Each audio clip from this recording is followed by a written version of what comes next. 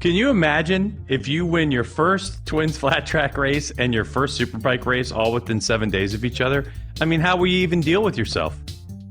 I don't even know if I'd be able to make it back around after the race. I mean, that definitely would be great. I'm trying not to think about it that way though, just so I don't have that extra pressure on me. But yeah, no, that would be sweet to do that.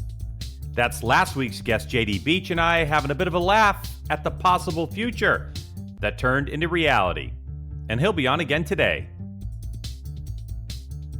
Welcome, everyone, to Greg's Garage Pod with co-host Jason Pridmore. I'm Greg. And Jason, are you there, buddy? Is that the best lead into a podcast that we've done? I think so. I don't think there's a question about that. What about you? I mean, that's crazy. That's pretty good. Yeah, I'm good. I'm busy, but as you know, we've got a lot going on. But this weekend, just seeing JD win, and he's just a human being. I just love the guy. Like when I say that, I mean, he's just so real all the time. And I remember you asking him that question on last week's podcast or when we did our MotoAmerica only one. And it was kind of like, yeah, boy, it'd be sure great if he could do that. And then all of a sudden it happens. And I'm glad we were both there for that. Yeah, me too. It was, and believe me, Jason, I talked to him yesterday and I have some, stuff with him. And I think you're really going to appreciate how much of a human being he is in this one for sure.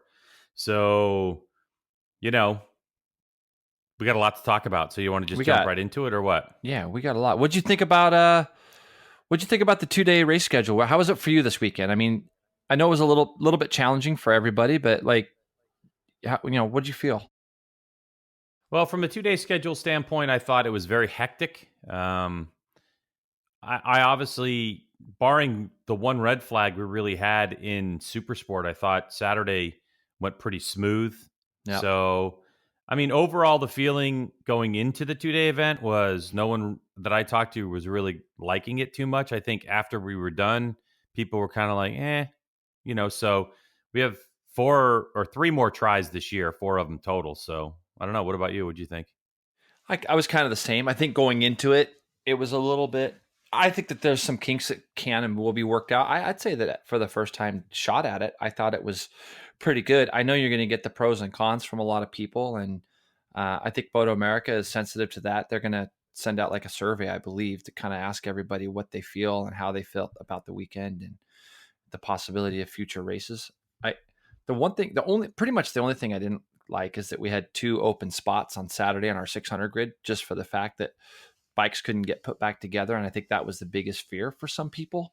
So you're probably going to get pros and cons on both, but I have to say that it went a lot smoother than I thought. I think a lot of that is owed to obviously staff, but the competitors themselves. We didn't really have any big problems. The little weather cell that we had come through on Sunday could have disrupted things. I think there was the storm that was really there was above us, wasn't it? I mean, it was the bigger part of the storm that came through us was a little north of us. Mm-hmm. Yeah, because it could have lasted for 3 hours, and that would have been a little bit harder. But I feel that the places that we go now, where the 2-day schedules go, weather-wise, with the exception of Jersey, Sonoma should be okay weather-wise. We shouldn't really have any problems there. Utah, we shouldn't really have any problems there. So, we'll see. We'll see. It'll be interested to. I know it made it a little bit harder on you because I know you like to be down, getting all the stories and stuff. And with our TV schedule on those weekends, it makes it a little harder for you to do that. Yeah, and I didn't know if there was any lunch schedule on Saturday either. So I don't know if fans got to interact with. Mm-hmm. That's the other thing, really, from a fan standpoint. I think the weird thing about Saturday in particular is that where the transporters are and the teams are, it was relatively a ghost town. So you didn't get the interaction, or fans didn't get to watch mechanics work on bikes because of the way the schedule was. Everyone was down on pit lane. Yeah. And so, my biggest concern is not so much from an internal standpoint, more that the fans, making sure that the fans get the experience that they want. And I don't think you want to let that part of it suffer because, this weekend, it continues that MotoAmerica just keeps looking healthier and healthier and healthier, which is great from a fan standpoint and the buzz about it. And I think the expanded coverage is helping a lot. Did we have it's great. Did we have record entries, Greg? Did we have almost record entries? Because I know they said there was actually more entries than there were spots on the wall, and it seems like just 2 or 3 years ago. Way more. It was Yeah. something like 80. It's under 90 spots, and there were like 120 something spots that. Yeah, something like that. I do know that I'm not sure what they did with a few of the competitors in the twins class, but a few of them showed up with like full blown club racing bikes, like that they didn't even bother looking at the MotoAmerica rules. So there were a few people that got bounced out because their bikes, like one person rolled through tech, didn't even have any side covers on their airbox, and it was like you just got to read the rule book before you show up. So there were a few people that didn't show, but for the most part, I mean, in terms of the paddock, like permanent paddock, in terms of not fans being there, but just transporters and vans and canopies. I mean, there was no room to breathe. It was great. It was great. I loved it. No, hey, it's good. There was some other racing going on this weekend, though. I heard an American broke a record, or was the first American to do something, right? How sick is it that Brandon Posh won over in England? I'm so pumped for the kid. Like, we talk about him a lot on here. We're going to get him on the show. First American to win in the Moto3 class in England. And this is a kid that just busts his ass. That's all he does. I mean, he reminds me a little bit of a few people that we've known in the past, but even this week's guest, like when you talk about JD just lives and eats and breathes motorcycles, and that's what Brandon's like. And he is looking for opportunities, any opportunity he can get. And, he's found a home over there in England to do the Moto3 championship. And he went to Oulton Park this week. They didn't do the first round at Silverstone because I think that class didn't race there, I believe. But, so it was like his first round of the year. He goes and wins at Oulton Park. I think, and we'll have to check with him. Maybe we'll get him on the podcast in the next week or two. But I believe he's doing a couple more MotoAmerica rounds this year with TSE, I believe, on the 600, cool. Which would be great. Which would be great to have him back. But, huge props and congrats to Brandon for getting that done over there. I thought that was pretty cool. All right, let's talk about MotoAmerica, because I'm going to do it a little differently, if you don't mind, because there are a lot of like firsts in MotoAmerica this weekend, and we do have our full-blown MotoAmerica only podcast that's going to come up before Road America. So how about we do it like this? Let's talk about some of those MotoAmerica first that we got to witness at VIR, and we can kind of cover classes that way. What do you think? Yeah, I think it's great. I mean, there was a lot of first time things there that went on, even with just different leaders and races that we hadn't seen. So yeah, Greg, knock yourself out. Let's do it. All right. So before we do that, let's go ahead and just give you some race winners in the classes. So obviously 5 classes in MotoAmerica.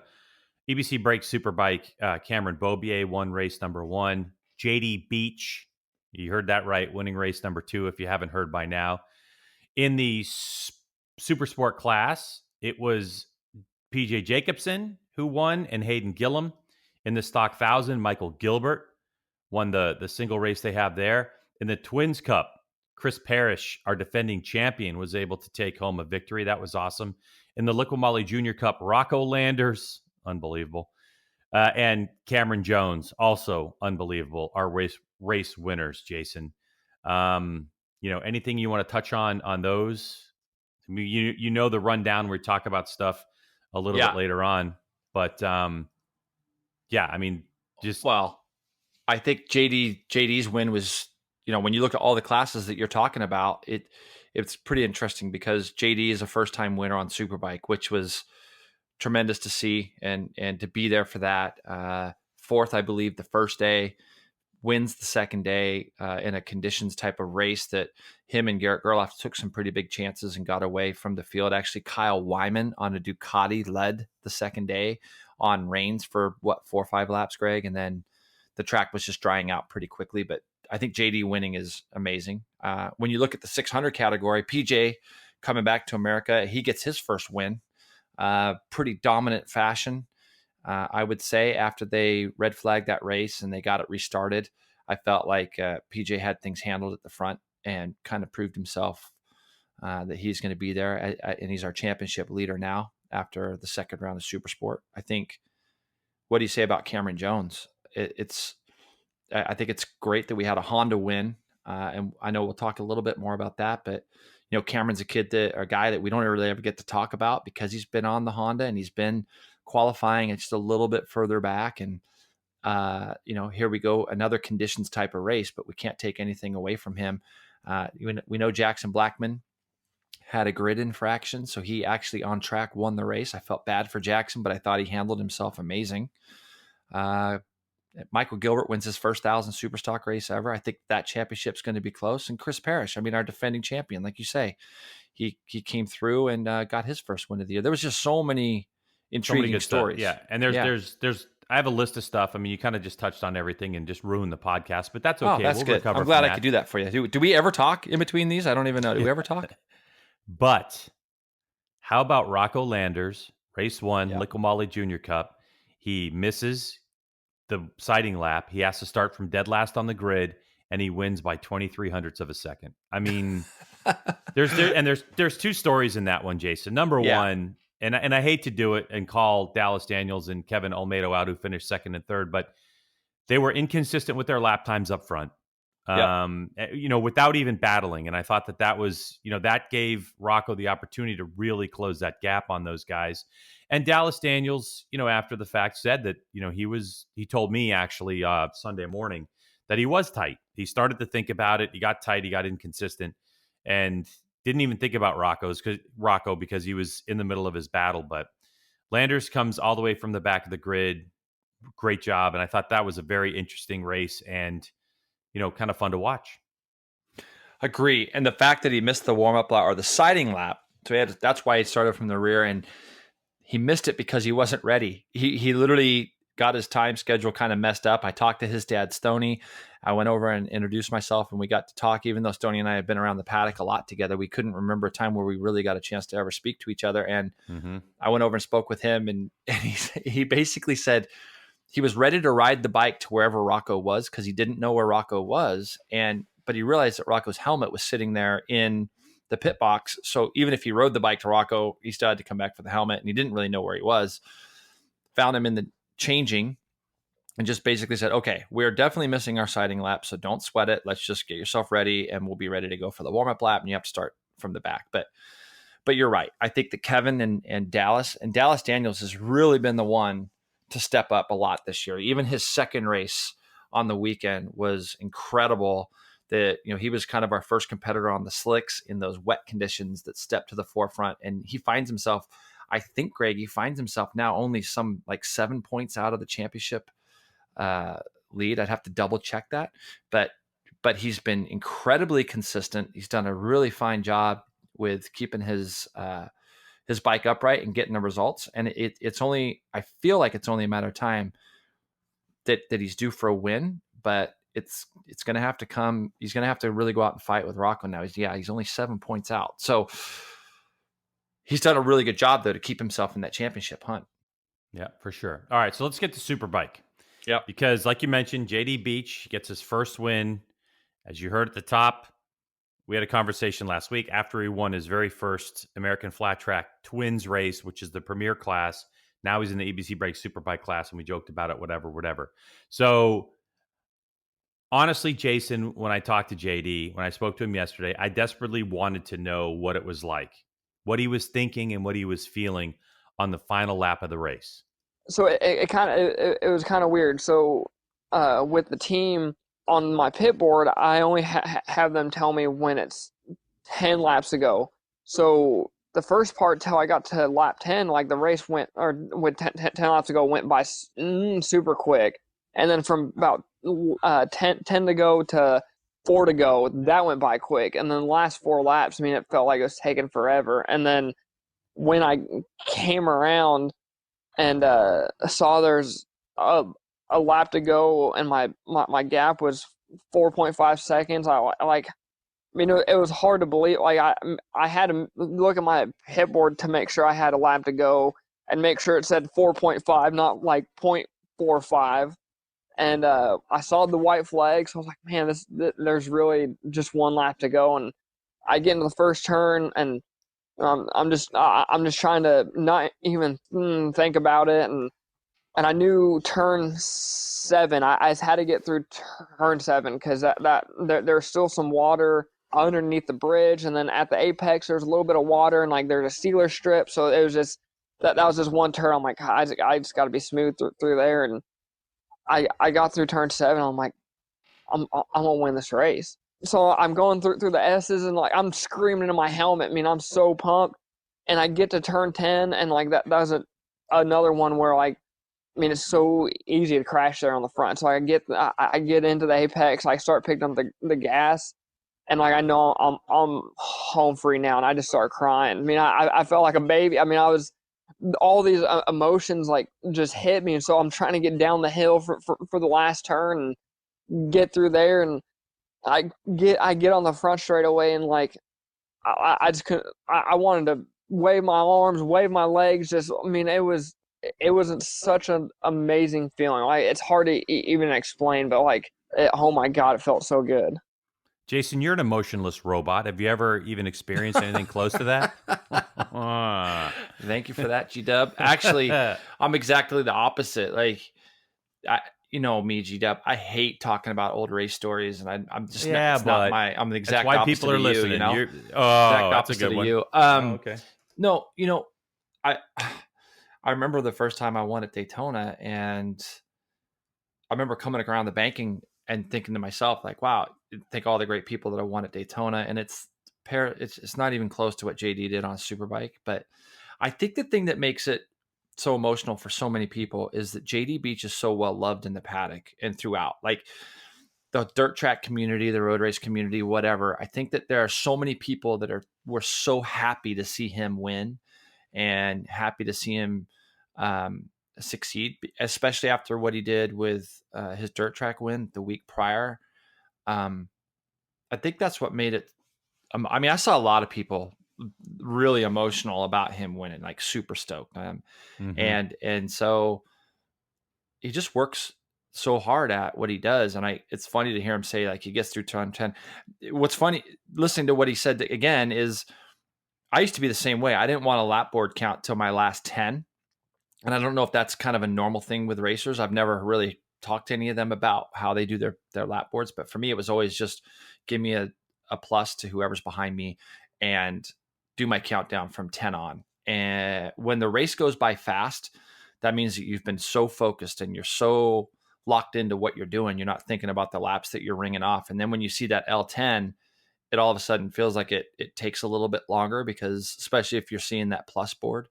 And all of us know that we'd never put plus 0.45 on our board. Your mechanics would never do that, but it's your mind messing with you of like, whoa, do I really have a 4.5 second lead? And at one point there was that one lap, wasn't there, with like 6 to go, G-Dub, where he just broke Garrett a little bit. Like it was kind of hanging around 2 seconds, and Garrett was just riding amazing. But then all of a sudden it just jumped, and they had a couple back markers on one lap, but JD kind of got through him, but it just went from like 2 seconds to 4.5. So the crazy thing too, story. Jason, is when I was talking with him before that bit that was recorded and was talking about it, I said, how many risks did you take? And he said, I didn't feel like I took any risks. He goes, I was just surprised how slow the other guys were going. He goes, I was just running my pace. I felt comfortable, that type of thing. So, and obviously he was really excited to see Garrett get up there, and he's like, God, Garrett's really fast today. So he just kind of, in a weird way, he just raced his own race in this one. And he did tell me that he thought when Garrett passed him early on that he might be in trouble, that because JD was like, I'm doing the pace that I can do it, I'm comfortable with. And it just kind of played out the way it played out, which I thought was pretty good, But Jay, here's the thing about JD, as you know, the kid's been around the block, right? And yeah. So he's does his stuff, and world champ in 2008. He comes back to the States, blah blah blah blah blah. In 2011, he unexpectedly finds himself with Richard Stamboli on a superbike after Eric Bostrom decided to retire from road racing after Daytona. And it was a rough year. I mean, it was a rough year. I know it was a rough year, right? So I asked JD kind of about that year, and if he thinks that winning now is kind of a better thing. It's a really tough question to ask, because I'm like, well, you had the chance in 11. Now here you are all these years later. What about it?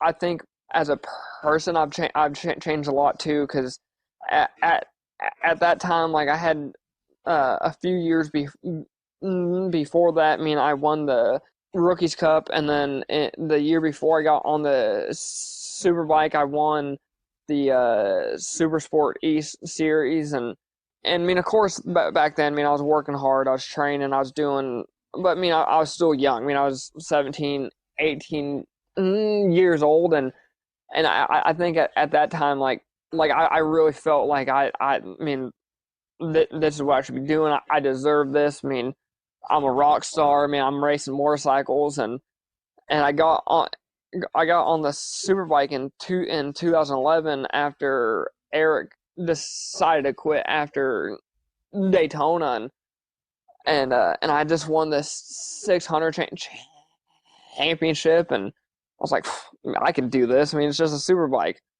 and little did I know. I mean, I was not ready. I mean, all I did was crash the thing, and I think for me and Richard, we were both kind of at a different part of our lives and our careers, and I mean, I had no idea how to set up a bike, how to do electronics. I mean, if the bike was doing something in turn, I just Richard, it didn't feel good in turn one. Well, what's wrong? I don't know. It didn't feel good. Like, and so it was hard. And I mean, it beat me down a lot. I mean, doing all those crashes, I think my best finish was an 8th.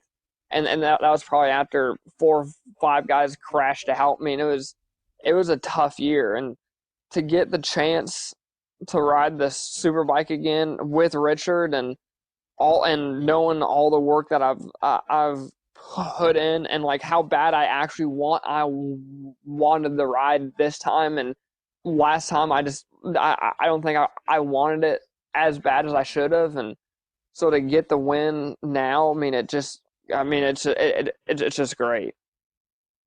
Floor's yours, dude. Well, I remember those years with JD, and I remember him running third at Utah, and I believe he was catching the leaders, and he would be able to correct me better on this. No, you're right. You're 100% right. Yep. Is that correct? And I remember him crashing. You remember with where he 3 crashed? corners left. Yeah. On that lap. So it was 3 corners from the end, and he was still some laps away, but I remember how fast he was going, and he was very young. I remember talking to him about it after that, but he never was the same after that crash. And when I say he was never the same, he was never the same on that bike for the rest of the year. He didn't show that progression that he kind of showed at Utah. And it really ate at him, I think. And then, then he gets on this run on the 600s, and he stayed there for so many years, because you got to remember, Greg, a lot of these young guys came through at a very bad time in our championship. And now it's just so nice to see a few of them that are still here, that are starting to reap the benefits of what MotoAmerica is doing now, as far as the series is definitely on the upswing, and they've kind of got through that part. But I think, I don't know, I'm going to ask you, I think it's a bit of pressure relief from him, and I think it's so much better that he's won early in the year than late. And, there's going to be people that say, oh, it was kind of a weird race. It was, wet, dry. Let's not forget, in the first race that he ran in Atlanta, he led off the start, and he battled up in that lead pack in Atlanta that first day, didn't he? And it's not like he's been miles off. Coda was a bad example, because he wasn't close, but VIR and Atlanta, he's been close. And I think Road America, I think he's got a shot there as well, because of the kind of track it is. You're going to see him be able to stay up there with him. I don't think that the conditions are any excuse. I agree. I think everybody has to deal with them. I think he did a great job. And I don't think conditions are ever an excuse. Right. I think the great equalizer, blah, blah, blah, blah, blah. And, some people willing to take risks and others. So that's racing. I mean, that's always the case. It's always the case. Greg. You deal with track conditions, you deal with whatever, you know what I mean? Oh, I didn't get a smoke shield and I have a clear shield and the sun's out. Whatever. I mean, it's always something. So I just think it's straight up win. I think it's great. Yeah. I think it's going to help his confidence. I think the storyline is fantastic. I mean, if you went, but don't you think it's better that he's won this early? Don't you think it's better that he's won this early? No, it is. Of course it is, because it's great for our series too. It's great for the series. The pressure is off. Not that there was any pressure. It's that the problem is, it's not his quote unquote rookie year, right? Because he did have 2011, but really I'm looking at it as his rookie year in the back of my mind. And the fact that it's the first year on that Yamaha Superbike, they're still building data, getting all that information. JD's still learning how to ride a 600. I mean, look at Garrett Gerloff. The guy he's in a position, he's put himself in a position to win a race. And had JD Beach not been there, that would have been Garrett Gerloff's race win in a total checkout. And it's taken Garrett, admittedly, the entire first year on a Superbike to try to start shaking the habits he had on a 600. He was on the thing forever, and you do ride that bike differently. So I think Garrett's due for a race win. I think JD Beach might be in a line for another one. And I think you're right. With the way Road America is, I think you could probably give 6 people or more legitimate shots at winning a race at Road America coming up. Yeah. Well, it's so funny that we've had this many winners this early in the season. Like just right off the bat, you got 4 winners. And I think that's without even Garrett Gerloff being part of that yet. And Garrett's going to win. It's one of those things with racing where they always, they say that the first one's the hardest, but Garrett's the kind of guy that could go on a run. I think once he gets that first one, he's been on pole twice now. And he's shown himself to race at the front. And you could see in the interview afterwards how much it crushed him to not win this race, because he felt like, it's hard when you're racing another guy in a Yamaha. But again, you can't take anything away from Stamboli, can you? I mean, the guy is amazing. It's pretty impressive stuff. And Garrett's going to win, but I think JD will win again as well this year. I think they both will have a couple multiple wins, this year. Mm-hmm. Yeah, I agree. Mm-hmm. So one of the things too is that, there's a pack of racers that are all in the Owensboro, Kentucky area, right? I mean, you have Jake Lewis, Hayden Gillum, Nick McFadden. I mean, there's a bunch of people, including obviously the Hayden family, but Roger Hayden, who, if anyone doesn't know out there, recently retired. Raji loves him some JD Beach, and he's always he's always been pumped for JD whenever he wins. Right. And Roger wasn't at the racetrack this weekend, so I wanted to find out, because I knew that they hung out yesterday and did some training and stuff together. So I wanted to find out, how was Roger Hayden with your win? Yeah, I mean, I think he was. I think he was probably one of the first guys to text when the race was done, and I mean, it's been cool because he's helped me out a lot, and it's been nice that he still wants to train and ride and stuff, and he understands this racing thing where all racers are pumped for about 5 hours or so after the race, and then when it's the next week, I mean, it's get right back to work, So yeah, I mean, he was. I mean, I think he was definitely excited about it, but he knew that it was time to get back to work too. So, Jason, that's a good point. Something I've never experienced before, which is, a national win. You know what I mean? Or even really worked hard for a win, honestly.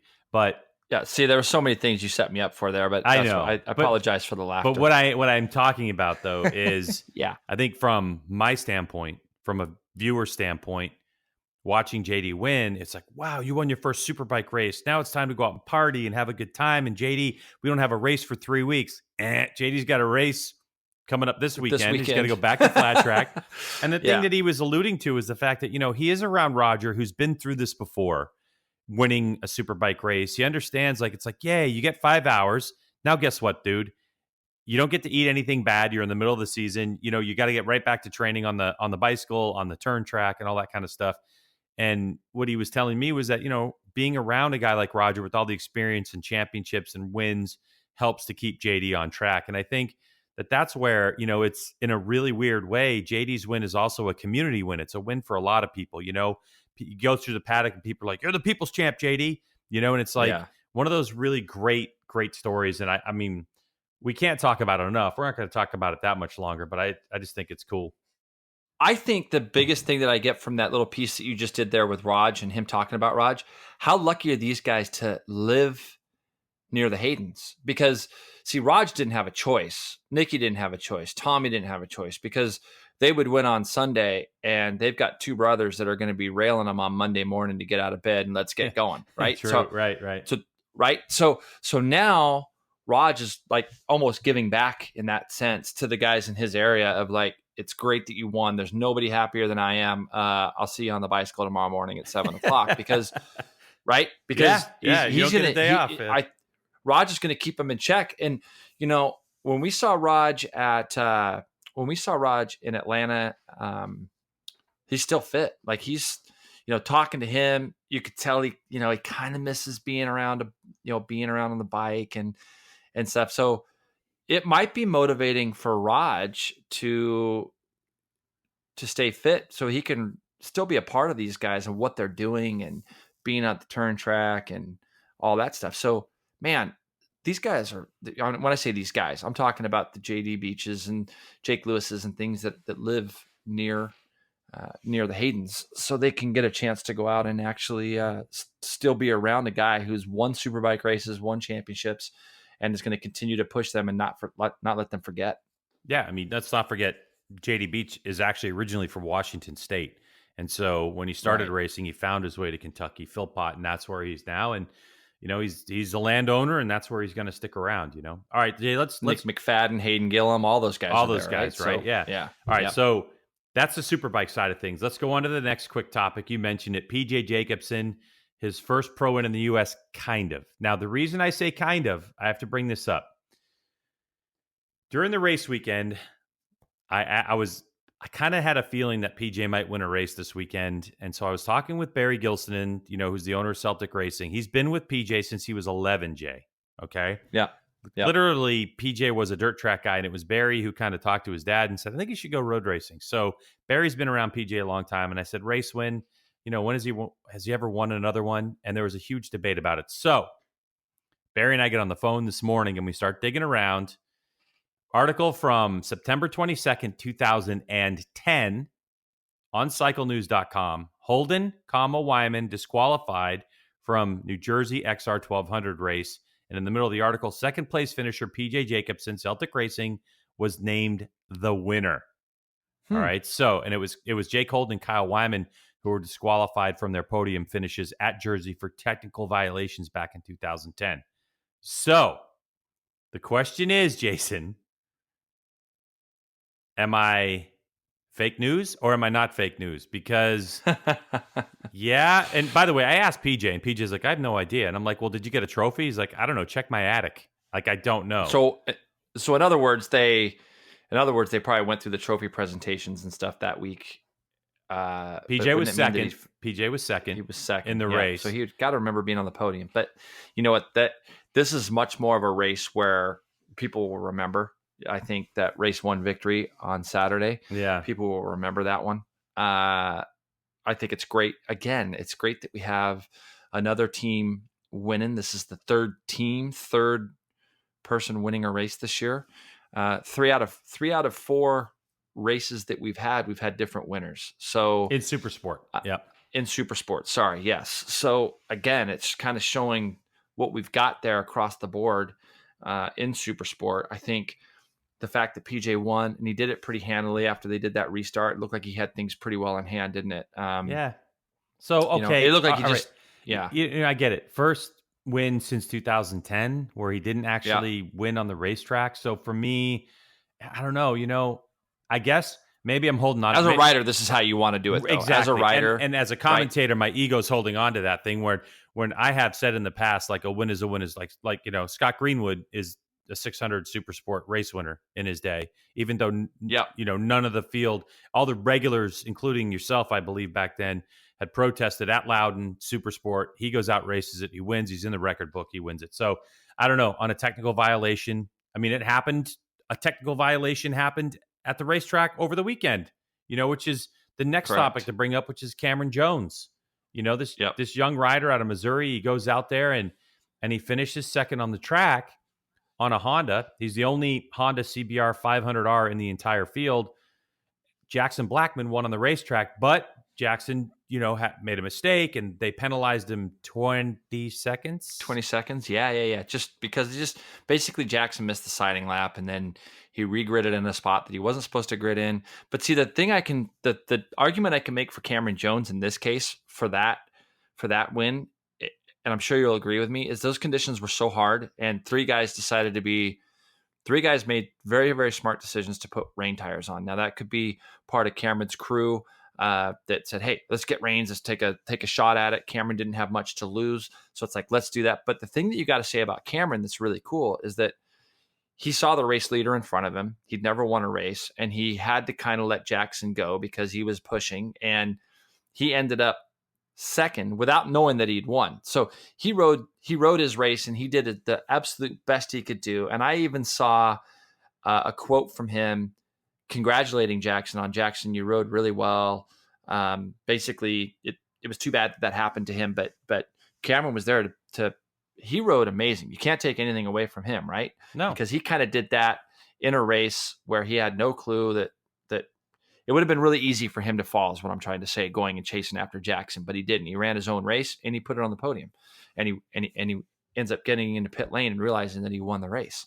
So technical violations to me sometimes, but I think as a rider, Cameron will look at it and he'll think to himself, okay, now I want to go win one of these where I'm the first one that sees the checkered flag regardless. I mean, taking zero away from him, but as a rider, you just want to be the guy that has the spotlight on him and the camera's on him on the last lap, cross the checker flag and do all that kind of stuff, Yeah. So, but going back to PJ, yeah, I think now he's found his feet a little bit. I think he's found his feet. And I think that PJ will be even harder to beat now that he's got that first win, because you said it in the telecast. I think his last win, Greg, was 2015, if I'm not mistaken. That's correct. Is that what you said, right? Yeah, 2015 World Supersport. Yeah. I wonder where. Yeah, did you remember where that was? I don't remember where it was, but I remember him winning a couple races that year. I don't remember, and I'm trying to think. That bit of information actually came to me by way of Larry Lawrence via text message. And That's so great. while we were in the broadcast, because he was listening, so all he put was 2015 World Supersport was the last time PJ won. I'd have to actually go do the research on that one. So, it's great. You're right. And now that he's confident and he's on the bike he wants to be on, he said it before the season on the podcast. He said, I keep getting beat by Yamahas. I want to be on a Yamaha. And wish came true. Yeah. And now he goes out and wins. And it's great. Back to the Cameron Jones thing, though, Cameron made the right choice. And he already was fast. They had a wet session in Liqui Junior Cup, and he went really well. So he had a lot of confidence, and it was great. I, this morning, actually reached out to American Honda because I wanted to find out what the MotoAmerica impact is at all, in Torrance, California at American Honda headquarters. And Lee Edmonds from Honda actually gave me a quote. He texted me a quote and he wanted me to read it. And he said that we're happy to see Jones Honda do well in a very competitive class. Congratulations to Cameron and the entire team. So I also know that it was one of the first topics that they talked about in their Monday morning meeting. So the fact that Cameron Jones is the only Honda in the entire series, right, Jay? That's pretty funny. I think you're, yeah. In the entire series. Yeah, not unless we have any Honda Hawks from like 1982 or something out there in the Twins class. Not that I've seen on the entry list. So he's the only Honda in the entire series this year. And Honda did have, an effort where they were a factory-supported effort, obviously, in the Superbike class and all that. But the fact remains that Cameron Jones, the only Honda in the entire field of all the competitors, wins a race. That's incredible. And Cameron turned the heads of Honda. And I think, it's great that MotoAmerica is on the lips of American Honda. I mean, it has been, obviously, with Jake Gagne and the Broaster Chicken, Honda team that they had there and all that stuff. So, yeah, I think it's good. And I'm happy for Cameron. And I hope to see Honda win more because they're doing it on their own. And you may think, by the way, that, oh, wait a second, you have an R3 versus a Ninja 400. Now you're saying there's a Honda 500. But there are weight and rule restrictions to keep all those bikes competitive. Right. So, and it's not like they're going to go, wow, Cameron Jones just won by 11 seconds over Jackson Blackman and blah, blah, blah. It was a rain race. It was a great job by Cameron. So my guess is that for Cameron Jones, he's going to pray for rain the rest of the year.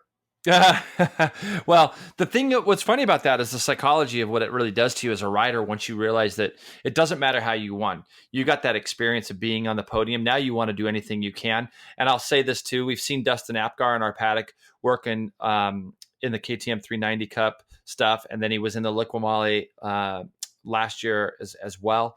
I didn't know that Dustin was working with Cameron. I had no idea. No, But I about didn't know that either, yeah. 3/4 of the way through the race, I saw Dustin losing his mind, and I'm like, he must be. He's on pit lane. He's freaking out. He's walking back and forth, just losing his mind. And I thought, I'm putting this together now. Like he's helping Cameron. So he's got a guy with him, at least in the paddock, that's been to all these tracks and has been around, and it's great. It's always good seeing new people. It's always fun, Greg, isn't it? Seeing new people win. Oh, so. Yeah. One of the things this weekend when you continue to talk about our winners, I thought it was really, really cool to see Chris Parrish come out and win in the twins class. I think that this has been a class that has a lot of people talking. We've seen record entries in it. We've seen a lot of people come. Chris Parrish won the championship last year on his Ghetto Customs SV. And I made mention after Atlanta of just how good his bike has looked. I know he's been on our podcast before. And him and Curtis Murray, they battled. You and I watched the race, even though we don't call that race. We watched it, and those guys were hammering on each other. But I thought it was a good win for Chris to get his championship campaign really kicked off. Now he's got a win under his belt. He only won by half a second, and those two guys really dominated. Over third place in that race was Drake Beecham, who had been in our Liqui Cup in the past. So there's some young kids that have been in this class. Of course, Michael Barnes, our race winner from Atlanta, he broke early in the race. So just like that, Chris Parrish with a number 1 plate goes and trying to defend his championship, wins the second race of the year. Now, the one thing I will say about that, though, is Michael Barnes, his fastest lap of the race before he obviously broke or whatever, didn't finish, a 133.157. Chris Parrish did a 133.183. So you're only talking a couple hundredths of a second. It's not like, Michael broke and then Chris Parrish, who was like 1 or 2 seconds slower a lap. It wasn't that. I mean, very competitive up front. Not at all. Yeah. Mm-hmm. Yeah, that was good. And how about Oh, go ahead. Yeah. It's another class though where it's a place that you can see guys that we've had in our series from the Liqui that have bumped up. And then we're getting to see a bunch of guys that we maybe haven't seen in a while. And that class has got so many entries in it now. And it's got so many people involved that you could see, I would dare to say you could probably see 4 to 5 different winners in that category this year as well. It'll be interesting to see the differences between the Yamahas and the Suzukis when we get to Road America, like a big fast track, and see kind of who might have the speed advantage there. Because I'm saying this as a guy that just doesn't know. It's what people probably don't realize about our jobs at the racetrack on the weekends is that, especially you, because we're so busy covering the Superbike, the 600 and the Liqui Cup classes for the TV and for the broadcasts that we have to do, unfortunately, we don't get to really watch these as much. And I try to watch them and give you some information of what I see because you're hustling. But I'm interested in really watching at Road America to see. I think you could see like 8 or 9 bikes in that draft there. It could be a really fun race to watch. All right, let's move on, Jay, because Kyle Wyman on a Ducati took a gamble in race number 2, and he led his first Superbike race and Ducati's first Superbike race lead as well. What'd you think about Kyle's deal? Well, first of all, tell us what was the gamble he took for those who don't know. Well, let's be fair. You could see with the grin in after his, the post-race interview that we got with him, he was laughing because he said that he knew that he didn't really have a chance because the sun had come out, and I believe him and Dave Anthony both were on wets, and then I think Max Flinders was on like a wet front and a slick rear, so they were the only ones that gambled to put any kind of wet weather tires on. And I think for Kyle it was okay, the track's smoking really, really wet right now, but it was drying so quickly because we kept making mention of it if it gets a little bit breezy or any of that. But Kyle put those wets on and took full advantage of them from the first turn for about 4 laps. I think he led the first race by like 4 seconds. And then Dave Anthony kind of got a bad start, but by the time he made his way to second, he couldn't really pull away from JD and Garrett, who were very quick on slicks early on. They broke away from the rest of the field early. But I think for Kyle, being the smart guy that he is, he probably saw it as an opportunity to get that Ducati up in front, get some photos of it while it's there. And he even said afterwards, he was laughing. He said, I kind of knew it wasn't going to work, but roll the dice, flip a coin, whatever you want to call it. And he led the race. Yeah, I spoke to David Anthony as well after that race, and he had the same mindset that Kyle did. He just didn't get the start. He was like, I was so bummed. He goes, I thought, this is brilliant. And then I looked up, and Kyle was on his way down the road, and I was like, uh-oh. I was like, yeah, is right. Yeah. But yeah, he did. They. And how funny was it to see those two guys battle the whole race long after that? Like they're out there getting lapped because they're obviously on wet tires and they're melting at that point. And when JD and them came up on him, you and I were kind of like elbowing each other in the ribs, like, look at these two guys. They're racing against each other. Poor guys on full wet tires, in the dry conditions. Yeah. So yeah, that was pretty funny, but it was cool to see, Kyle do it, obviously leading the race and everything. I think he's going to be testing now between now and Road America. He's going to Pittsburgh. As we know, we'll have more on that. So he'll get after he's done. We'll get some time on it, right? Yep, exactly. Yeah, that's great. Mm-hmm. Yeah. All right. So that's MotoAmerica stuff, right? Well, 1,000 super stock. You have Michael Gilbert win his first win as well. What a competitive race. I mean, if you watch that race, there's a couple guys. First off, it's super cool to see Stefano Mesa back. I think Stefano Mesa is a kid that we haven't got to see a lot of. Again, he kind of came through the ranks a little bit when the series was down. So he's still racing a ton in Florida. Mom and dad support him. Super great kid.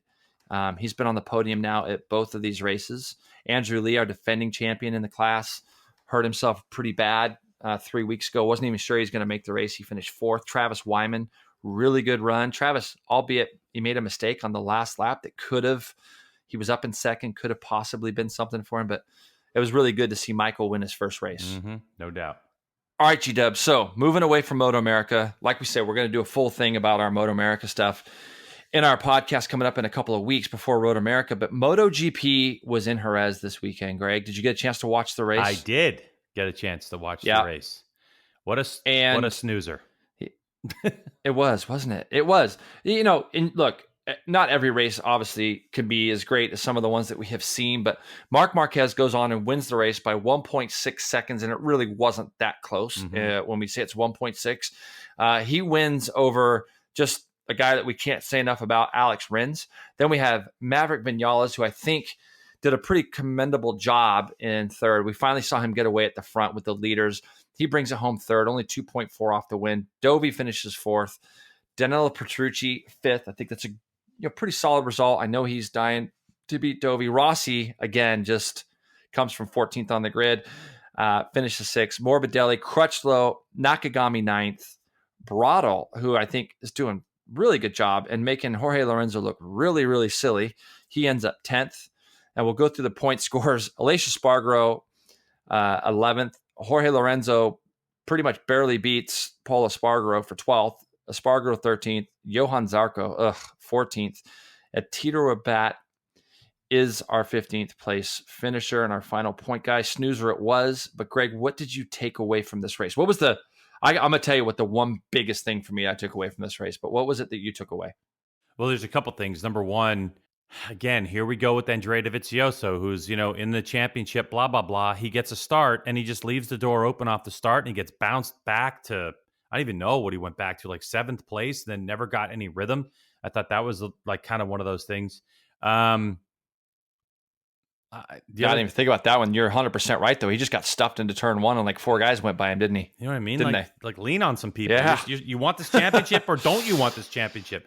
I think heartbreak for Fabio Quartararo, first of all, broke the track record, was on pole, broke the record for the youngest rider ever to be on pole, the Frenchman.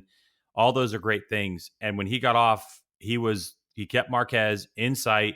He was there, as was his teammate Morbidelli. They were both racing up. and a little tiny nut backed out on his shifter, and he couldn't shift the thing. So it just shows you like how of a complete package. And you know what, dude? It just seems sometimes that when Yamaha satellite teams do really well over the factory teams, that something miraculously happens. That's a mistake. I don't know. Like, it's funny you say it.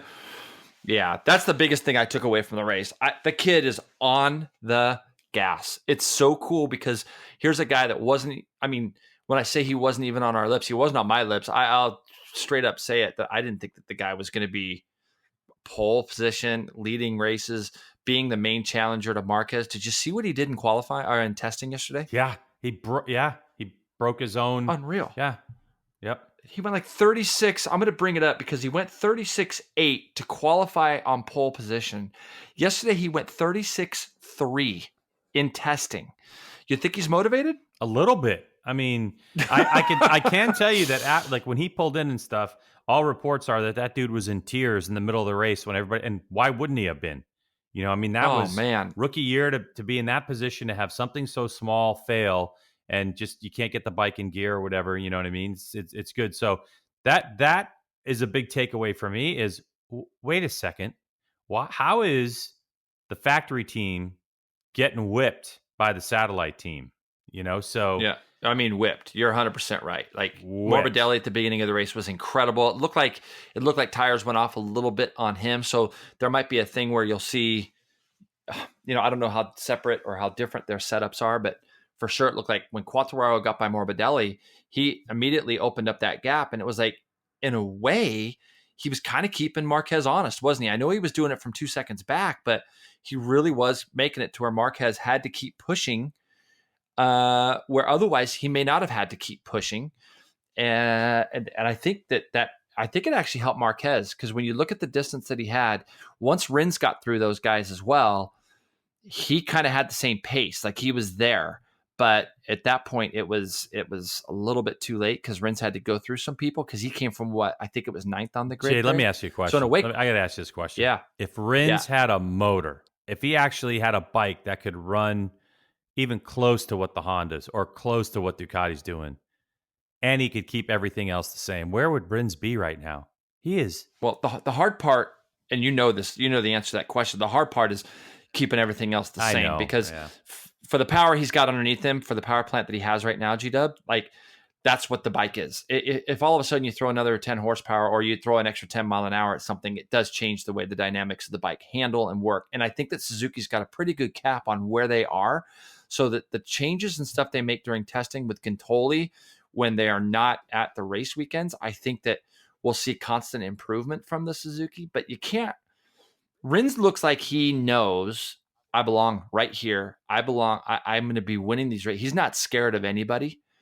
I think, but you bring up a great point. He is down a little bit. I think that the characteristics of the Suzuki are still one in which it's very easy on the tires, so it allows him to be there. What do you think that would have happened in this race, G-Dub, had he qualified on the front row, though, as opposed to the third row? Think about Jerez is not the easiest place, especially the first two corners there, to make a lot of big moves. You kind of got to wait to that little back straightaway. But again, it kind of goes back to qualifying, doesn't it? Well, it does. And the thing is that post-race, one of the conversation points I heard was that Marquez was concerned that he fell off with a huge lead at COTA, and that he brought that with him to this race, and that he wanted to kind of shake that off. And I think that's one of the reasons you see the margin of victory by 1.6. But I also think that if you had continuous pressure from Quartararo and a better qualifying effort from Rins, and he was in the mix as well, because who knows, Rins might have been able to lead. It would have looked like a totally different race. Had Rins not have to work his way up through the field to get to second place and only lose by 1.6, this would have been a totally different race. And I'm not sure that we'd be talking about Marquez being 1 point ahead in the championship at the moment, but I don't know. Some of the pundits have said, "Oh, Marquez is now in control of this championship because he's 1 point ahead, and it just feels like it." I'm not sure this year feels like it's the Marc Marquez show right now. I will be convinced if he goes on a 3 or 4 race run, but until that happens, I'm just not convinced that a 1 point margin wins him this world title. as I was kind of even saying after Coda, going like, oh yeah, Marquez kind of looks in control, even though he's whatever it was, 7 points behind. I think some things have changed for me right now. You know, if Marquez falls down in a race again, I think this whole thing might be wide open. Well, you say that, and it's interesting because that's not. Yeah, he has had a race with nothing, no points. Obviously, at Coda, a track that he normally dominates. He did dominate. He fell off in the race, couldn't get the bike restarted, so gets no points. But I think to your point that before we talked about, oh, we got Rossi and we got, we have Dovi. Lorenzo's a non-factor this year completely. But what we're starting to see now, and we see this with every great champion, that there's a younger group of guys now that are hungry. So you got the Rinzes, you have Quartararo out of nowhere. You got Morbidelli now, who's a lot more confident and could be up front. So I think, Greg, that it's not just kind of the normal guys. Remember when we used to always talk about the 4 aliens with Rossi and Lorenzo and Pedrosa, and Dovi and things? I think now, like you say, you've got 4 to 5 to 6 guys that could generally bring it to Marquez every weekend. I still got to give him obviously a little bit of the edge because he is Marc Marquez. I mean, agreed. You don't win as many championships, of course, right? Yeah. But when you look at the championship right now, the top 4 are separated by 9 points, with Rins second, Dovi third, Rossi fourth. Rossi this weekend, I don't know. And if you look at him in testing yesterday, he was like 16th. I don't know. I mean, it looks like the Yamaha, there's horses for courses, and it looks like we had Bradley Smith on here last week, and he was talking about how the Yamahas could be a lot closer, meaning Rossi and Vinales, but it was really Morbidelli and Quartararo that were there, even though Vinales finished third. But those were the 2 real talking points. I will say this, in testing, when they tested on Monday, one of the talking points for Yamaha's testing, or something I haven't heard in quite a while, and that is they were working actually on the connection between the throttle and the rear tire.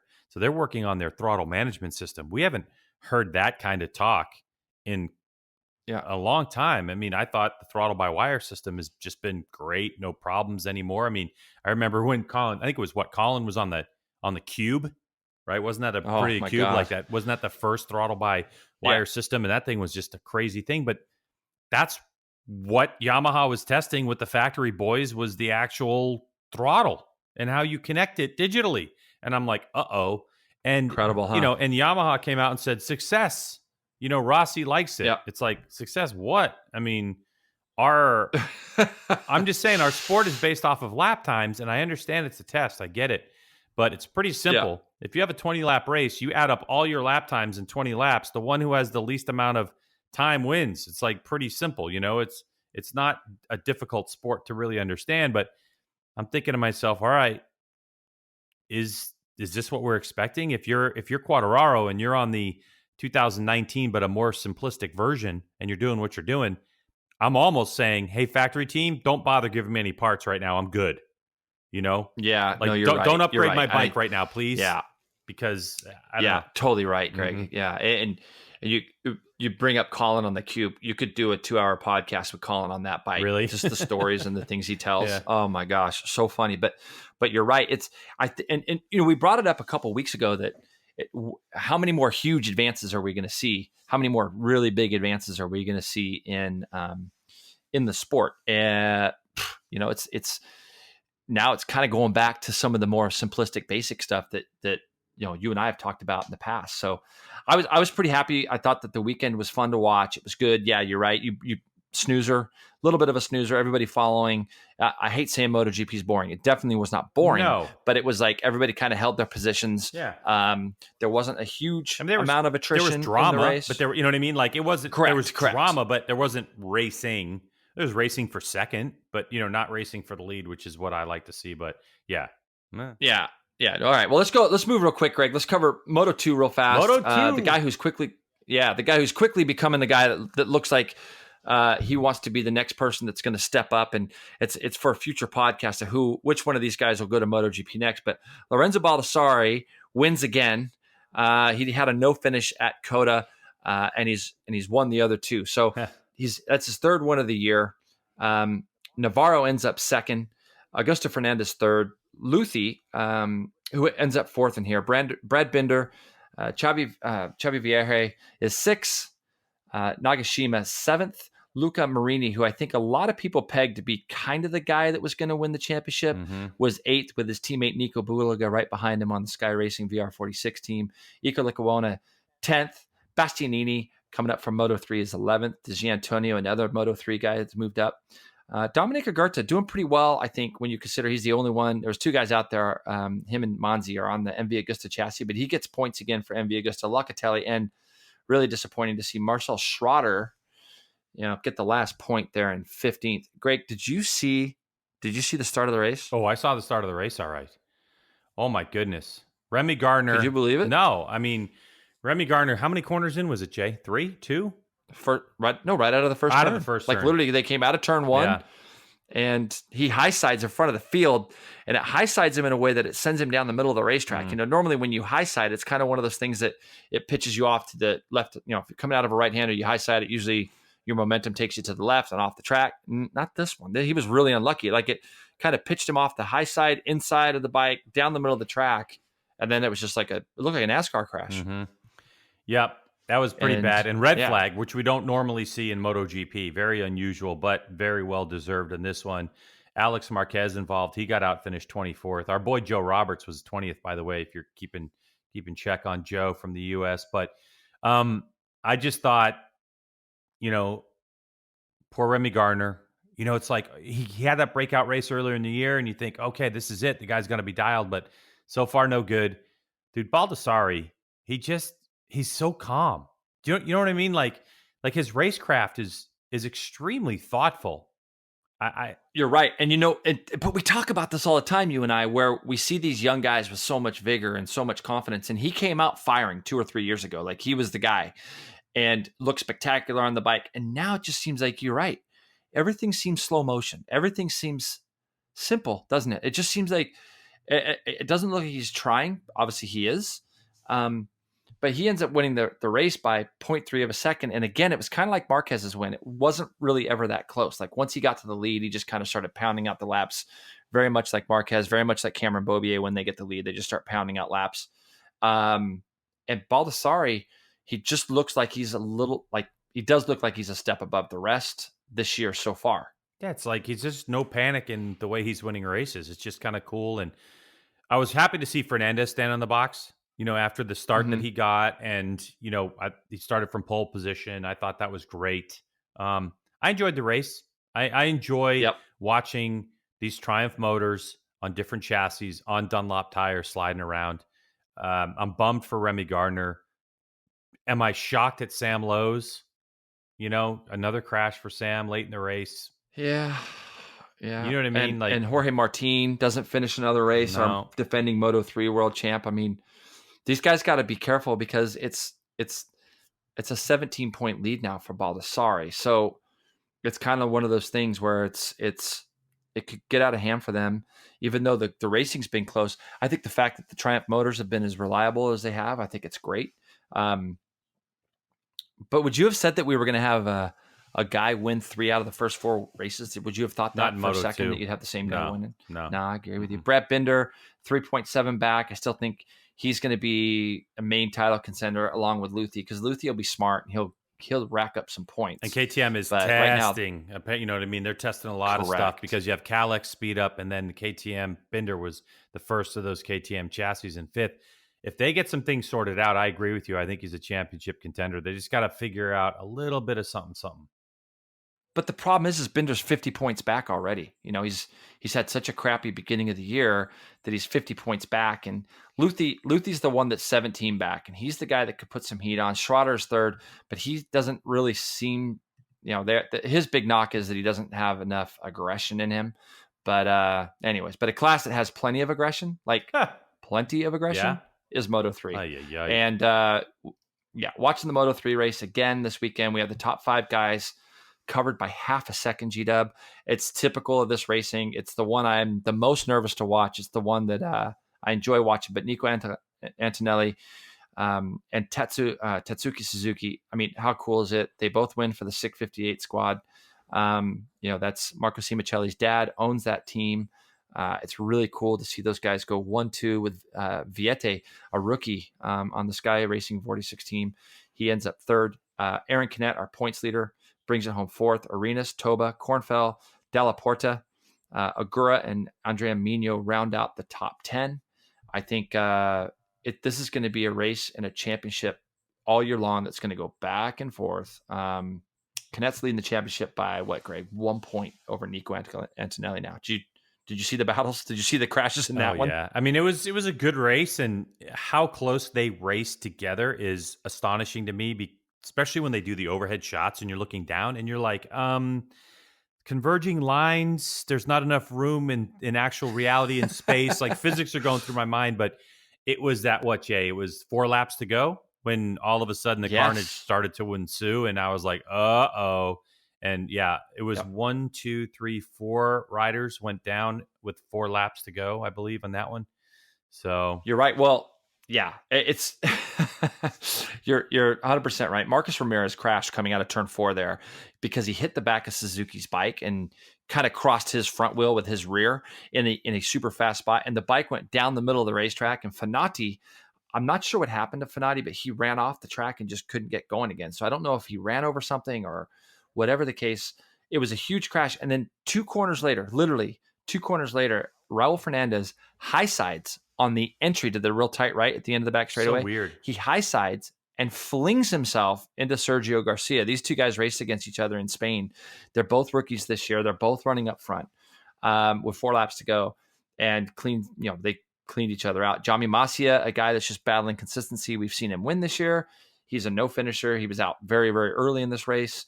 It really boils down to, I think this championship this year is going to be who makes the least amount of mistakes, because the racing's just so close that at any lap, at any point, and the aggression's so hard that at any time, at any point, you can just get taken out or do the taken out. I mean, you got to watch Moto3. It's crazy.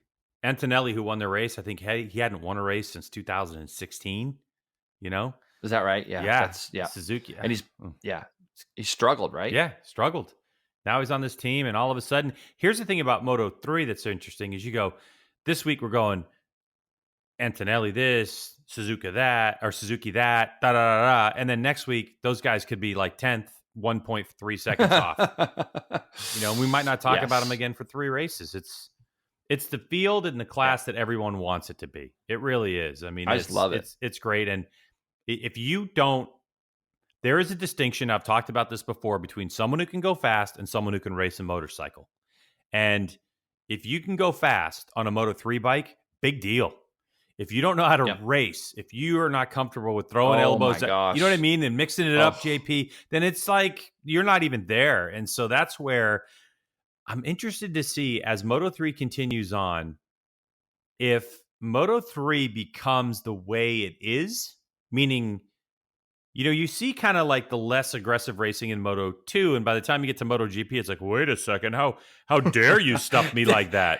Do you understand what I'm saying? Like, you read my mind. You so read my mind. Like, it's funny how we do that, but Moto3 it seems like it's the exact opposite of what it should be. It's like, if you get through Moto3 unscathed in your career, everything from that point is going to be easier. Yeah, right. Yeah, right? Yeah. Everything's going to be easier. Like, and you think to yourself, out of the 3 classes, which is the hardest one for Marquez to win? If you could just automatically say, okay, Marquez has got to race this class, you got to think Moto3 would be his hardest class to win, because it would just be, he would just be part of the mayhem. Now, I get the arguments. Okay, the arguments are for that close racing. Well, the bikes are a little slower. They're not as heavy. Yeah. I get all that. Yep. I really do. I understand that a MotoGP bike breaking away is more violent. They're heavier, all that kind of stuff. But so you need a little bit more room. It's the same argument with Superbike versus, say, Junior Cup. And I don't know. It's just, I love watching the racing. I don't, unlike you, when a Moto3 race is on, I'm like just going, all right, who's going to knock into who? And then I kind of, unlike me, meaning like you get nervous when that race starts, and I'm like, let's see a pile of motorcycles. I'm like, let's see who's going to pile it up. And when they all get through turn 1, I'm like, that's cool, that's amazing. How did that happen? And then part of me's going like, shucks, like, well, but when we go to Mugello and stuff, there'll be 23 guys in the lead group. You go to Assen, a track that's just like super fast and turning and this and that. But it's right. You're cutting your skills. Obviously, as a rider, you're cutting your skills in Moto3, but you hit it on the head. You're really learning how to race. You're learning how to battle, learning how to race. And then as you move forward, the emphasis becomes how well can you adapt to bigger machines with more power and more weight, and how can you take what you've learned as a rider and adapt those. But you never ever lose the fact that the racing is just so gnarly in that class. It's the same thing watching World 300 Supersport or MotoAmerica Liqui Moly. You got all these young kids and they're just full of just ready to rip it. And anyways, so next race is in Le Mans. I think in a week or two we'll go to France. And you think the home crowd in France is going to come out for Quartararo? No, or what? please. It's going to be amazing. Yeah, it's going to be great. I feel a little bad for Zarco. I feel a little bad for Zarco because he was kind of like the French guy that everybody was like, Zarco's going to be the next world champion. And he might be, but it ain't going to be for a couple of years until he gets off that KTM. And I'm a little bit bummed to see that. But what do you think Zarco's thinking when he sees Quartararo on his old ride? Whoops. But yeah, in French, is there a French version of whoops? I don't know. Oh, there has to be. Right? I'll have to ask my friend. My friend Ollie would be able to tell us that. So what else? All right. Yeah, well, it's just crazy. All right. So that's MotoGP. Jason, let's talk about World Superbike real quickly because they're in Imola coming up this weekend. Is there any chance Ducati loses at Imola, Italy, the most historic racetrack? I mean, on this piece of dirt, they've been racing since Roman times, from what I understand. But yeah, Ducati, any chance of losing at Imola? I know that, Jonathan Ray's come out and said, hey, you know what I mean? This gives us a good chance. This could be the turning point in the championship. But for real, what do you think? Well, they tested there. I think it's so funny when you see there were some really funny tweets that went out a couple weeks ago where basically Ducati said they were going to Imola to go testing. And then a few of the guys jumped on Twitter and said, yeah, because the start of their season's been such a struggle, they'd hate to take Bautista to a track he's never seen. And then this week, World Superbike comes out and basically says this is going to be Bautista's first real challenge because he's never raced at this racetrack. It's like, yeah, he's tested there. And a couple of guys came out this week like, didn't he just test there a couple of weeks ago? Do I think that I think everybody circled this race on the calendar of like maybe being the first real track other than Assen that Ducati could lose at, but I disagree because Imola is one of the coolest racetracks that nobody talks about hardly. It is really a cool place to go to.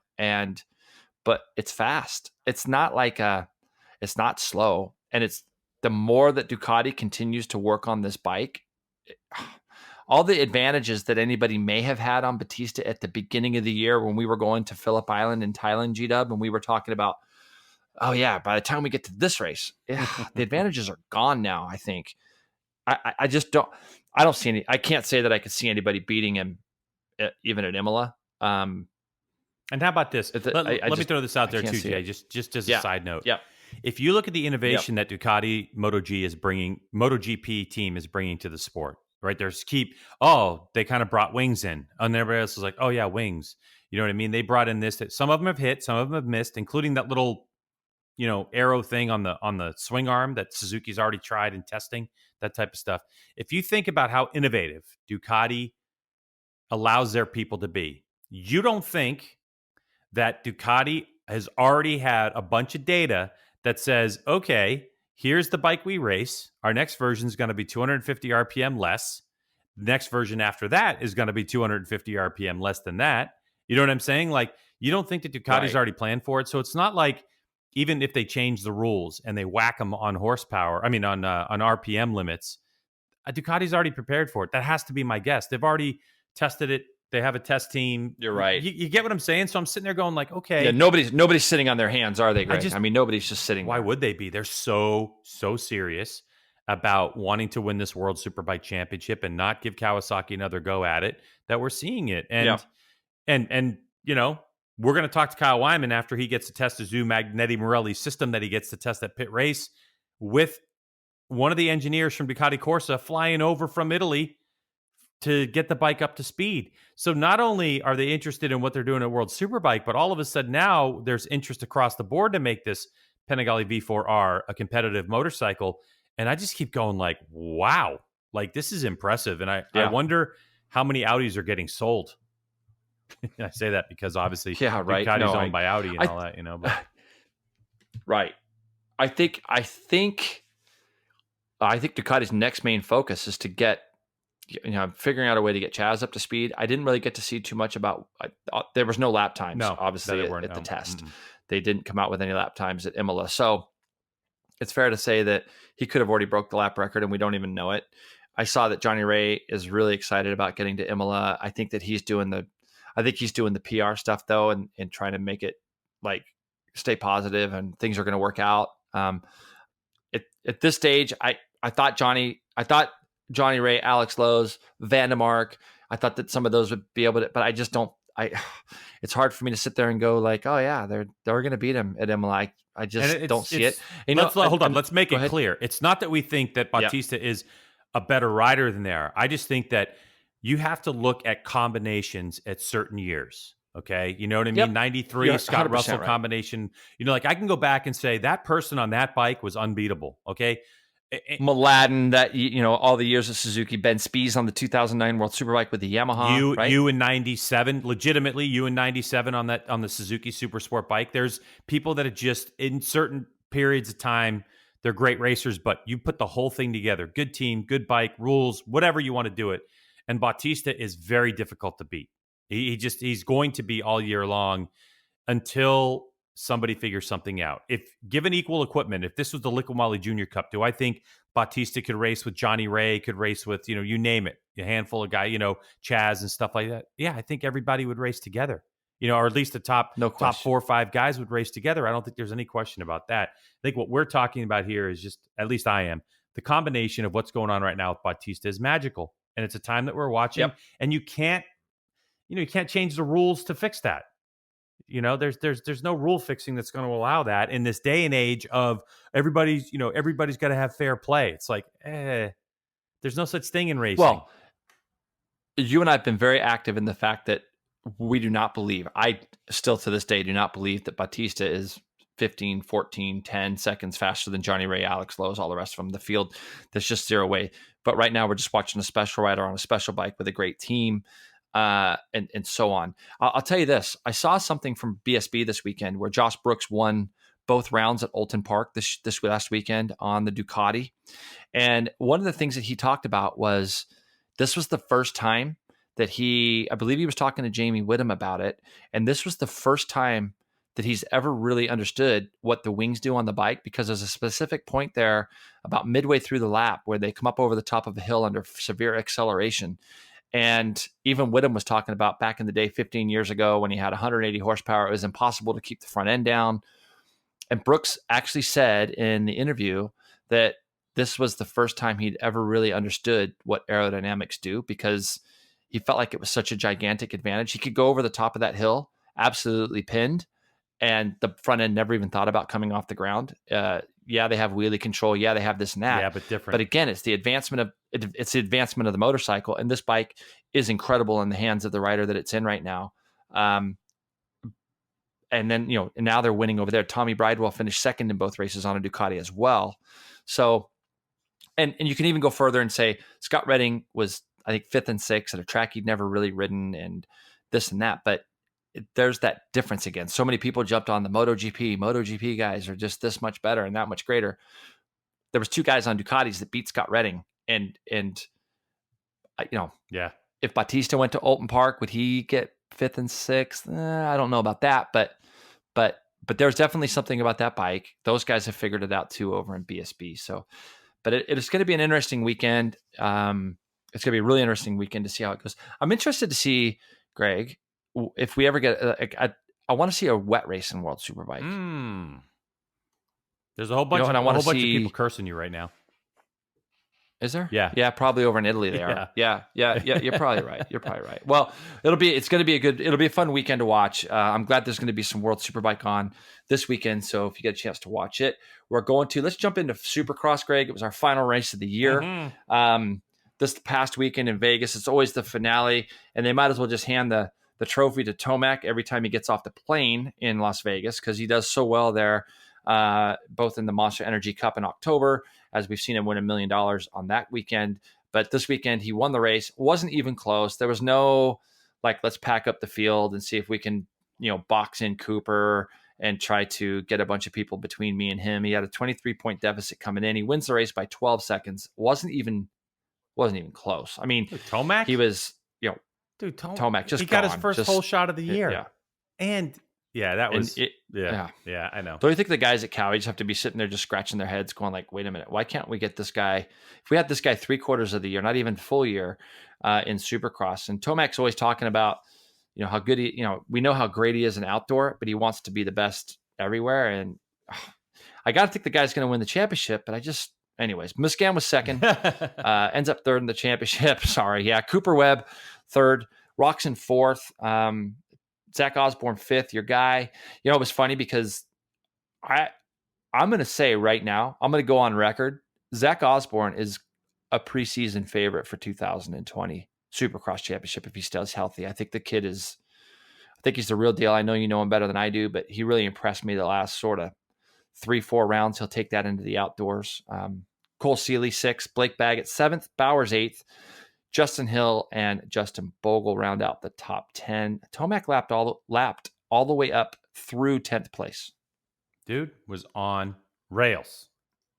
Just again, where is he? But this is also the time of the year where he's going to show up because not this weekend, but beginning next weekend, we go outdoor, and that's the thing with him. So, whatever. I mean, as a race, it was his show, but I think it was more really about it. Could Cooper Webb do it, in the end and win it all?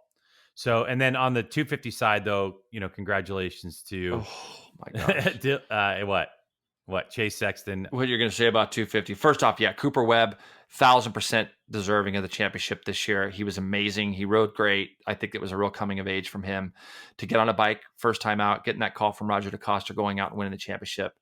Just huge props to him for the championship. But yeah, go on. I actually got a text message from a friend of mine. This guy, Steve Anderson, who is one of our top archers in the world, but he follows it. He used to work at a motorcycle dealership when he was in high school and stuff. And he was just like, what is it? Is it Roger DeCoster? Is that what the deal is? And I'm like, yeah, it is. It really is. DeCoster has some magic. He's got magic, not only from, working with riders, but he has real magic in motivating people behind the scenes. It's all that time away from the racetrack that really helps to create these champions, as we know. And he's just good at what he does. So he's timeless, isn't he? Really, when you think of Roger DeCoster, I mean, guy won world championships in the 70s, and he's just still in it. He's like timeless. Yep. Like he always looks the same. He never, to be honest with you, he doesn't ever really look like he ages to me. And I'm not around him every weekend, but obviously I see that. But that program is it just operates. And he's won championships as a team manager on other brands as well, as we know. Mm-hmm. But it just seems like you're right. He just kind of, on the team side of it, he's got that sorted. And if you're a guy who gets hooked up with Alden Baker or whatever, it just seems like you do pretty well there as well. And Cooper just had kind of the best of both. I think it's a big shot for Musquin to not win the championship. I thought that he would probably be a guy that would be there. I think the two guys were Tomac and Musquin, and Cooper just came in and just kind of did better than them. And he wasn't the fastest guy every weekend, but he was there every weekend, and he took advantage of anything that anybody did wrong. Joey Savacci ends up Rookie of the Year, by the way, as well. But GW, you're going to say something about 250s, so go ahead and do it. No. I was just going to say, did you watch it? Did you watch the 250s? I did not get to watch the 250s. No. Okay, let me just set the stage. It's devastating because Adam. But make it quick. A guy this is getting long, so hurry up. Go ahead. Cian Cirillo, I thought was going to come in and win the championship. Crashes, busts his bike up. Basically, he was in a position to win the championship. Dylan Ferrandis wins the last race, wins the championship in the West Coast. Pretty impressive stuff. Guy was super emotional. I liked it. And then Chase Sexton only won one race this year, but he comes into Vegas, finishes 4th, I believe, 3rd or 4th in the main, wins the championship over Faulkner, who's sitting at home with a busted up knee, who won every race but 2 and ends up losing the championship, finishing 3rd. So, yeah. But I was really bummed for Cian Cirillo. It sucked. Yeah. Really sucked. Well, let's talk now. Yeah, let's talk now. Yeah. Let's talk now because we're going to go on to the RM Fantasy SX. I'm going to take a beating. I'm in love. I'm absolutely in love with how things turned out at the end of the year because why? Yeah, but Because I'm out of it. So all I'm rooting for now is you to lose. Okay.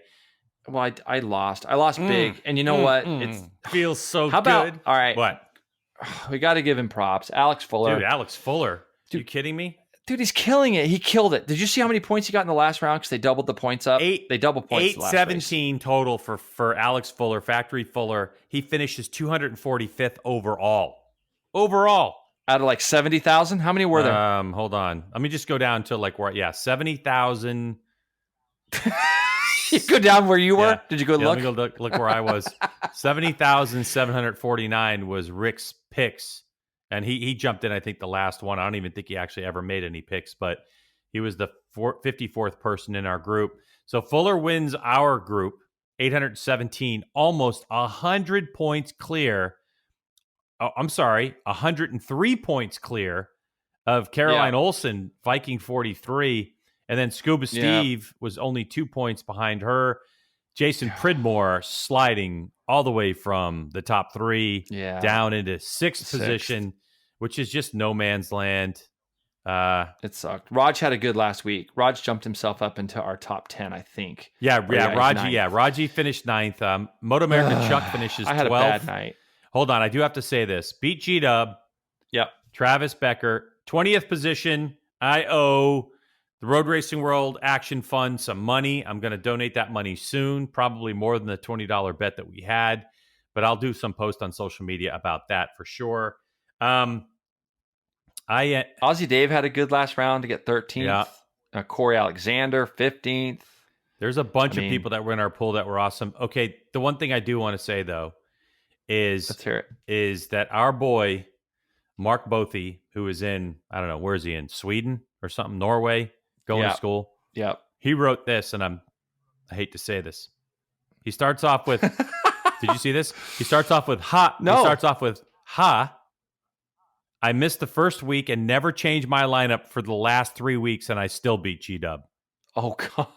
So both of you suck. Thank you for that. Thank you for that, Mark. Yeah. Hey, it was fun, though, G-Dub. I enjoyed it. That was really good. I enjoyed it. I thought it was fun. It gave us, we'll definitely do something, I think, next year. And, I don't know. We'll put more on the line. I don't know. I got to figure out. You know what? If Fuller, we're going to test Fuller, and like we need to rely on our listeners here to not go tell Alex, but I'm going to have to do something special for him for winning our pool. I mean, to be 245th overall, he thank God we had him on our team because it brought us up to 5,542nd out of 7,900 teams. That's where our group baller. Thank you, Alex, for bringing us up. Otherwise, we probably would have been about 7,000. You know what we could do? We could give him a Greg's Garage pod with co-host Jason Pridmore wedgie. We could do that. We could do Pull that. Up his underwear. He'd probably like that too. He would love it. I think he would. So love fantasy Supercross is over. We'll try to replace it with something because it was a lot of fun and it made things definitely look a little different in terms of when you watch it. It did. Yep. It did. All right, Jason, to the Pridmore. I guess it's going to be time then that we move on to our quick shift segment that is presented by ARAI. Well, you know, Jay, for 3 generations, ARAI's been making some of the world's best helmets. And of course, ARAI helmets meet all safety standards, but they also pride themselves in a blend of engineering, technology, and human craftsmanship that makes an ARAI helmet fit better and feel better, which also protects you better. Your head's worth the very best. It is riding season in the United States, probably about 5 months away from riding season in Canada, but still, visit ARAIAmericas.com for more information on tech, fit, and paint jobs. ARAIAmericas.com. You owe it to you. By the way, Jason, Did you just take a shot at Canada? The Great White North is coming down on you. Only reason I did it, though, is because I got an email from the Mopar CSBK series. And, we're talking about winning Hondas. Steven Nickerson, actually, I think I raced against Nickerson when he was like a little bit of a baby a number of years ago up there on a CBR 125. But anyway, Nickerson won on a CBR 1000R at a race opener. Like it's not nationals yet, but it's a race super series. And he won on a Honda up there. So watch out, Canada. There might be a Honda in the mix. But anyway, to get into our little deal here, Jason, which is, of course, I'm going to read a topic real quick. You're going to give a comment. And then when that time is up, we're going to do something like, you're going to hear that thing going like that. All right, Jay. So the first question is, obviously, as we know, MotoGP stuck around to test Quartararo broke his own track record that he set in qualifying by over half a second. The question I have for you, Jason, is this for real for the French rider? Or is it just a case of, man, I love this track syndrome? Talk to me. 100% for real. 100% for real. We saw him ripping in Doha, right? Did well there. He got a decent result at Argentina. And then I can't